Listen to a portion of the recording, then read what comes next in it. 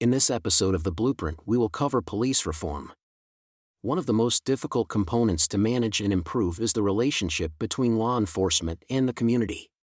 The lack of trust between law enforcement communities and minority and poor communities is rooted in the fabric of the history of the country. This holds true especially when there is one or multiple criminal elements rooted in the community.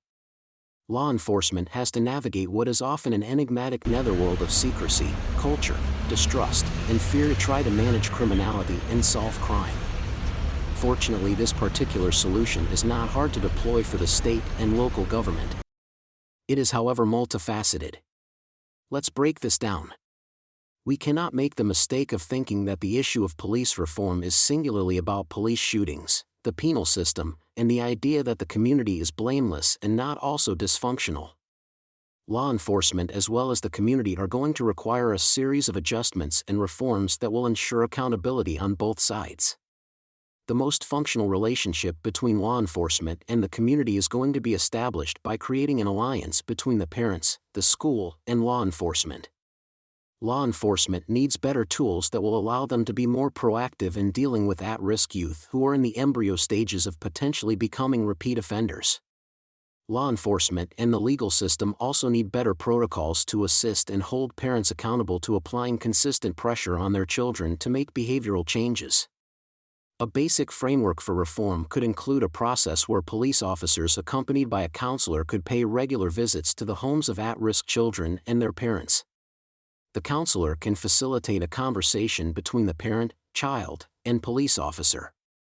The counselor's objective is to determine why the child is acting out, what the parent is doing wrong, and then to prescribe solutions for the parent. The presence of the police officer in the home participating in the process is put in place to humanize the child and the police to each other. If and when the officer and the child see each other on the street in a situation where the police were called, the police officer will already have a rapport with the child. The child and the police officer will be able to maintain a level of civility because of familiarity. The counselor should take notes to document how every meeting goes, and how receptive the child and parent were to the process. The documentation should indicate whether or not the child and/or parent took the process seriously, also whether or not the child's behavior is improving, as well as whether or not the child's relationship with the parent is improving. Recommendations for a parent with a child at risk could be getting the child in sports, activities, talking to teachers and school administrators to get involved in improving the child's academic record. The counselor should suggest some consistent family activity to improve family relationships. Family activities could include family dinner night or family movie night. These types of family adjustments will help to restore a normal family structure between parent and child. Local law enforcement and the penal system should also give support to the school system. We touch on this in the school reform video. When children have too many behavioral problems in school, their record should be passed on to a judge that will sit down with parents and children to deal with behavioral problems and insubordinate parents if necessary. The judge should have a designated area on the school campus to give students and parents menial punishments for smaller infractions that are not considered criminality.